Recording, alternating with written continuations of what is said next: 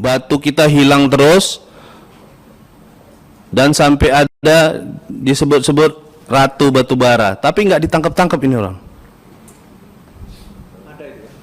Ada namanya siapa tadi ini?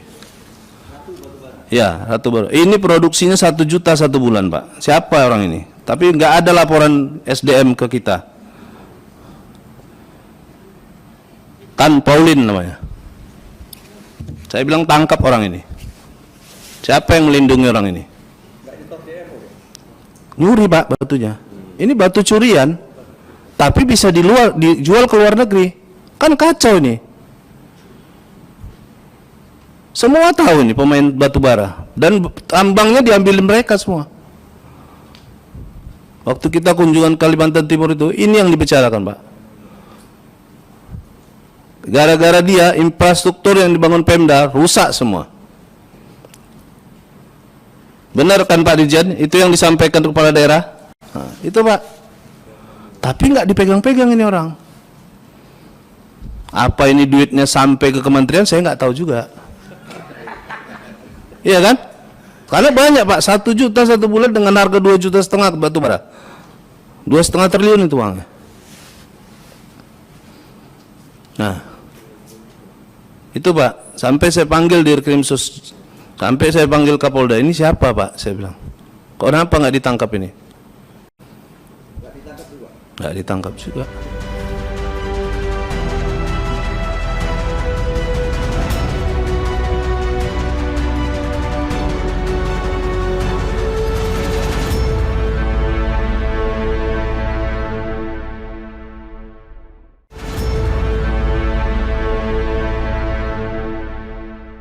Assalamualaikum warahmatullahi wabarakatuh. Kembali berjumpa dengan saya, Hersu Bnu Arif dari Forum News Network.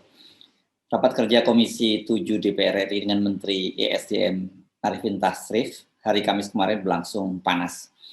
Rapat ini digelar di tengah ancaman krisis pasokan batu bara untuk PT PLN Persero, yang itu diperkirakan dampaknya akan terjadi pemadaman terhadap 10 juta lebih pelanggan, dan kebijakan pemerintah yang tak jelas ini soal ekspor batu bara. Sebelumnya, pemerintah melalui Kementerian ESDM menerbitkan larangan ekspor batu bara sejak tanggal, terhitung tanggal 1 sampai 31 Januari. Larangan ekspor tersebut dilakukan karena PT PLN mengalami krisis pasokan batu bara. Banyak perusahaan tambang batu bara yang tidak memenuhi kewajiban DMO atau Domestic Market Obligation. Ini semacam kewajiban untuk menjual sebesar 25% dari total produksinya untuk dijual ke dalam negeri. Ini untuk memenuhi kebutuhan pasokan di dalam negeri. Dan tetapi faktanya kemudian banyak sekali di antara perusahaan-perusahaan tambang ini yang kemudian mereka lebih memilih mengekspor ke luar negeri. Kenapa? Karena harganya memang sangat mahal. Di dalam negeri harganya dipatok 70 US dollar per metric ton, sementara di luar negeri pada waktu itu pernah mencapai 200 US dollar per metric ton. Ini berkali-kali lipat. Jadi mereka lebih memilih untuk menjual ke luar negeri daripada ke dalam negeri.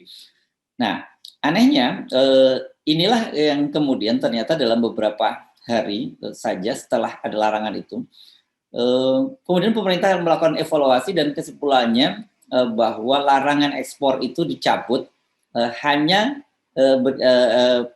berjalan 10 hari saja. Dalam rapat kerja dengan Kementerian ESDM, anggota DPR RI dari fraksi Demokrat M. Nasir menyoroti dengan keras kebijakan Kementerian ESDM. Dia bahkan berkali-kali menyebut Menteri ESDM itu telah melakukan kebohongan publik. Sebenarnya gini Pak Menteri. Pak Menteri ini kita minta jangan melakukan kebohongan publik. Jadi buka faktanya Pak, sesuai data yang ada di Bapak. Nah, sebenarnya yang nggak ngisi DMO ini perusahaan raksasa semua. Saya pegang datanya. Nah, saya minta pimpinan, izin pimpinan, perusahaan-perusahaan yang besar ini kita hadirkan di sini. Dia jangan mentingkan bisnisnya, tapi sementara izin yang kita berikan ini seluas-luasnya buat mereka gitu. Tapi kewajibannya juga harus diberikan kepada negara ini. Nah, ada yang 1 bulan 10 juta, 1 batu pun tidak distorkan DMO-nya. Nah, jangan ditutup-tutupin Pak Menteri. Nah, saya minta semua data ini diserahkan ke Komisi 7. Saya sudah minta duluan data ini. Gitu. Jadi, saya minta Pak Menteri, sekali lagi jangan melakukan kebohongan publik. Yang kecil Bapak Pres suruh ngurus DMO, yang besar Bapak biarin. Dan ini pemiliknya raksasa semua. Orang luar negeri semua ini backupnya. Nah, makanya gitu di stop Pak Jokowi, saya udah bilang, oh ini udah benar gitu. Pada teriak semua. Peselnya terngambang-ngambang semua di sungai itu. Karena udah pada penuh. Nah, ujuk-ujuk dibuka lagi tanpa kompromi lagi sama Komisi 7. Saya nggak tahu gini, ada apa dengan Pak Menteri gitu loh. Kalau Pak Dirjen ini tinggal jalankan perintahnya dari Bapak. Nggak bisa begini Pak negara. Bapak saya pikir ngikutin nawacitanya Pak Jokowi gitu loh. Saya lihat Bapak bersimpangan dengan Pak Jokowi ini. Tanpa ujuk-ujuk udah dibuka lagi gitu loh. Ada apa gitu loh. Ini DMO Pak, Bapak bilang untuk PLN. Ini industri kita juga banyak membutuhkan batu bara gitu loh. Kalau harga PLN ini tetap $70, ini dibeli sama industri lokal kita. Yang buka harga sudah $90. Bapak jangan mainkan ini. Jangan Bapak putar-putar barang ini gitu. Pimpinan waktunya diperpanjang dulu pimpinan. Itu supaya sah gitu. Oh iya. Ya, sebelum dilanjutkan yang terhormat Pak Nasir, karena tadi memang sampai 12.30, maka atas persetujuan forum kita perpanjang selama berapa? 1 jam. 1 jam? Ya. 1 jam. 1 jam, begitu? Yang terhormat? Ya. Dengan demikian saya nyatakan diperpanjang 1 jam. Dipersilakan yang terhormat. Baik, terima kasih pimpinan. Jadi begitu Pak Menteri, Bapak jangan tutupin data-data ini gitu loh. Saya minta juga KPK ikut dampingin yang begini-begini. Biar clear gitu loh. Bapak bilang ini masalahnya beberapa perusahaan yang belum diberi, yang sudah diberikan izin tidak beroperasional. Ini juga dibiarkan gitu loh. Ini dibiarkan gitu. Jadi broker di luar menjualin perusahaan ini. Kan ada tenggang waktu 1 tahun dia nggak mengoperasionalkan izin yang diberikan, cabut dong. Itu kan ada aturannya Pak. Kenapa dibiarkan gitu loh? Untunglah cepat Bapak cabut itu direktur. Tapi jangan direktur itu aja. Direktur-direktur yang lain itu juga dicabut. Yang nggak beres ini. Masalah anggaran APBN ini. Banyak APBN ini juga yang nggak berjalan gitu loh. Tapi Bapak bilang tadi udah 97. PJUTS saya 1 tiang pun belum berdiri ini hari. Di mana 97-nya? Sampai lokasi pun belum. Jadi jangan membuat kebohongan publik, Pak. Nanti kita dari Komisi 7 ini ngelaporin Bapak ke KPK gitu loh. Begini caranya. Bukan begini caranya, Pak. Pak Jokowi teriak terus langsung cabut. Udah benar saya pikir, udah benar ini. Tiba-tiba belum lagi rapat di Komisi 7 udah Bapak buka lagi barang ini. Makanya tadi sahabat saya benar, gimana sih alur ceritanya ini? Jadi saya minta izin pimpinan, semua perusahaan yang besar-besar ini kita minta dihadirkan di Komisi 7 ini. Jadi biar clear Pak Menteri, mana yang benar omongan Bapak atau omongan faktanya gitu. Saya nggak mau ditutup-tutupin gitu, biar clear masalahnya. Nggak bisa Bapak bilang ini begini, ini apa ini saya pikir.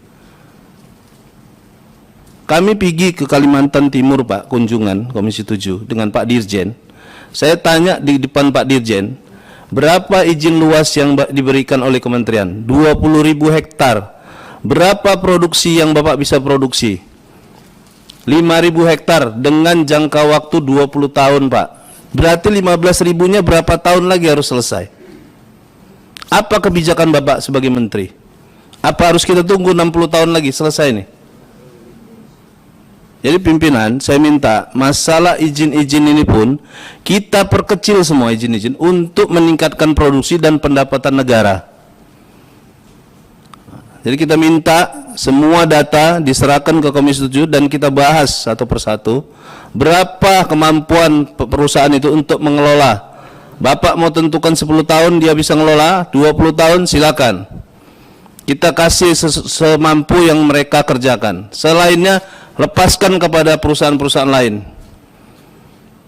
Jadi bukan kepada perusahaan-perusahaan yang di backup oleh keuangan luar negeri, Pak. Batunya dibawa keluar. Saya sampai minta sama Pak Direktur itu, Pak tolong itu PLN dikasih batunya. Negosiasinya aja nggak putus-putus. Padahal satu biji batu pun dia belum menyetorkan kepada DMO-nya. Coba gimana itu? Tahu nggak Pak Menteri sampai seperti itu kejadian di bawah? Itu posisi hari ini di bawah. Nah, saya terpaksa minta mana datanya. Saya minta datanya semua. Baru saya tahu di situ siapa yang menyetorkan DMO, siapa yang nggak nyetorkan DMO. Itu ada datanya sama saya. Per kabupaten, Pak. Nah, jadi saya bicara Pak pakai data. Ini datanya ada. Jadi tidak seperti yang Bapak bilang tadi, dicabut, dilepas, cabut lagi. Nah, yang Bapak beri izin saja sekarang 20.000, hanya 5.000 lah itu dengan jangka waktu 20 tahun dikerjakan.